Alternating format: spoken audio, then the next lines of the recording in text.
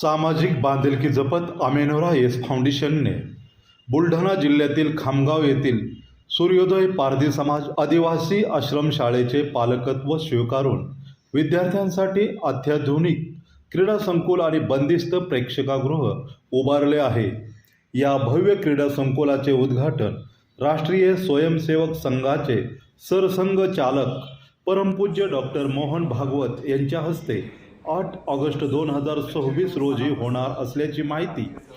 Amanora yes फाउंडेशनचे अध्यक्ष तथा सिटी ग्रुपचे अध्यक्ष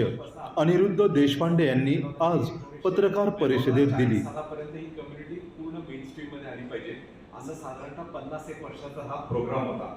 आणि त्याच्यावर बुलढाणा, यवतमाळ सगळीकडेच खामगाव पूर्ण त्या विदर्भाच्या तेवढ्या फोकस बेल्ट मध्ये जिथं खूप जास्त पारधी होते, क्रिमिनल ट्राईब असं त्याला संबोधलं गेलं होतं, कारण का त्यांनी ऍक्च्युअली प्री इंडिपेंडन्स ब्रिटिश काळ पारधी मुलांना शिकवणं फार अवघड आहे, कारण त्यांना पुस्तक कसं वाचायचं माहित नाहीये,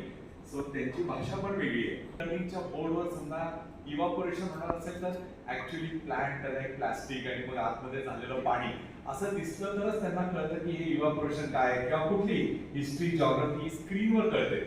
सो स्क्रीनवर लर्निंग सुरुवात केली आम्ही 7-8 वर्षापासून त्यांना स्क्रीनवर शिकवतो आणि तिथं फक्त एक स्पोर्ट्स कॉम्प्लेक्स नव्हता पूर्णपणे, सो एक बंदिस्त स्पोर्ट कॉम्प्लेक्स ज्याच्यामध्ये बॅडमिंटन